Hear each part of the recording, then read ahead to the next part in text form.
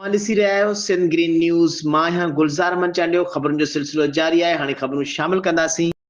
शहदादकोट खां गुलज़ार मंचांडियो जी रिपोर्ट मुताबिक़ शहदादकोट में ॿिनि मक़तूल भाउरनि शहबाज़ मेंगल ऐं अब्दुर्रहमान मेंगल जा क़ातिल गिरफ़्तार न थियण ख़िलाफ़ मक़तूलनि जे खून सां इंसाफ़ लाइ जुड़ियल कमेटी जे सॾ ते मक़तूल नौजवान जे वारसनि मुख़्तलिफ़ सियासी समाजी तंज़ीमुनि जे अॻुवाणनि शहरियुनि पारां मीर ग़ैबी ख़ान मुग़ैरी, मीर ज़हीर मेंगल, वख़ा पंधराणी, अयूब खोसो, एडवोकेट अब्दुल वहीद भट्टी, हफ़्तार मीरजत, अलहदाद खुश्क, हाजी खान भुट्टो, डॉक्टर इम्तियाज़ अमन शेख, हयात तुन्यो, शबीर मग्गी, मोतबर चांडियो, विशाल परिजाणी, मक़तूल नौजवान जी अमर दुर्बी बिशानुल खोसो, आबदा सीलरो ऐं ॿियनि जी अॻुवाणी में कोटूमोट चौक ते टायर साड़े रस्तनि खे रसा ॿधी गुल विछाए धरणो हयो आहे।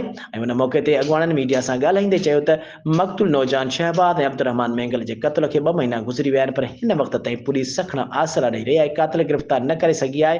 हुननि चयो त शहदादकोट में पुलिस एहलकार सैयद गदा हुसैन शाह समेत 5 ॼणा क़त्ल थिया आहिनि, जंहिंजी ज़िम्मेवारी SSP कंबर शहदादकोट मथां आहे। हुननि चयो त ॿिनि मक़तूल भाउरनि जे क़त्ल में मुलविस जवाबदार गिरफ़्तार न आहिनि कया विया, जेको मुसमत जोॻो अमल आहे। हुननि IG सिंध खां कंबर शहदादकोट जे SSP ऐं मोहम्मद कलीम मलिक खे हटाए मक़तूल नौजवान जा क़ातिल गिरफ़्तार करे पकड़ियल बेचैनी ख़तमु करण जो मुतालबो कयो आहे।